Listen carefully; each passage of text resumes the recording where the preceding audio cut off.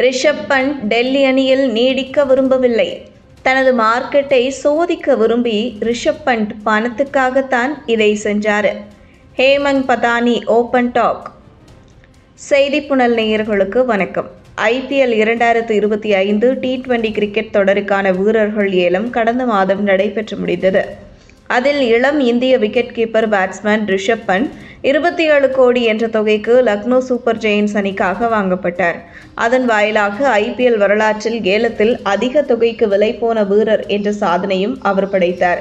இத்தனைக்கும் IPL இந்த அளவுக்கு வளர்வதற்கு காரணமாக கருதப்படும் தோனி, விராட் கோலி, ரோஹித் சர்மா ஆகியோர் கூட இவ்வளவு தொகையை பெற்றதில்லை. இருப்பினும் 27 வயதாகும் அவர் டெஸ்ட் கிரிக்கெட்டில் தோனியையே மிஞ்சும் அளவிற்கு அசத்தி வருகிறார். மேலும் 2024 T20 உலக கோப்பையில் இந்தியாவின் வெற்றிக்கு உதவிய அவர் வளர்ந்து வரும் வீரராக இருப்பதால் இவ்வளவு தொகைக்கு லக்னோ வாங்கியுள்ளது என்றே சொல்லலாம். இந்த நிலையில் 18 கோடிக்கு டெல்லி கேபிட்டல்ஸ் ரிஷப் பண்டை மீண்டும் தக்க வைக்க விரும்பியதாக அதன் பயிற்சி அல்லது ஹேமந்த் பதானி தெரிவித்துள்ளார். ஆனால் அதிகமான சம்பளம் வேண்டும் என்பதற்காக ரிஷப் பண்ட் அதை ஏற்றுக்கொள்ளாமல் வெளியேறியதாகவும் அவர் கூறியுள்ளார். இது பற்றி அவர் பேசியது பின்வருமாறு. ரிஷப் பண்ட் டெல்லி அணியில் மீண்டும் தக்க வைக்கப்பட விரும்பவில்லை. அவர் தன்னுடைய மார்க்கெட் மதிப்பை சோதிப்பதற்காக ஏலத்திற்கு செல்ல விரும்பினார்.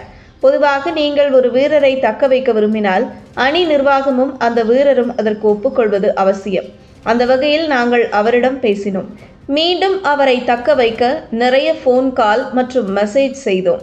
ஆனால் தாம் ஏலத்திற்கு சென்று மார்க்கெட் மதிப்பை சோதிக்க விரும்புவதாக அவர் தெரிவித்தார். குறிப்பாக முதன்மையாக தக்க வைக்கப்படும் அதிகபட்ச வீரருக்கு கிடைக்கும் 18 கோடியை விட தாம் அதிக விலைக்கு செல்வேன் என்று ரிஷப் பண்ட் சொன்னார். நாளின் இறுதியில் அவர் சொன்னது போலவே 27 கோடிகளை பெற்றார். அது அவருக்கு நல்லது. நல்ல வீரரான அவரை நாங்கள் மிஸ் செய்வோம். ஆனால் இப்படித்தான் வாழ்க்கை செல்லும் என்று கூறினார். அந்த வகையில் அதிக சம்பளம் வேண்டும் என்பதற்காக தன்னுடைய சொந்த மாநிலமான டெல்லி அணியிலிருந்து ரிஷப் பண்ட் வெளியேறியுள்ளார்.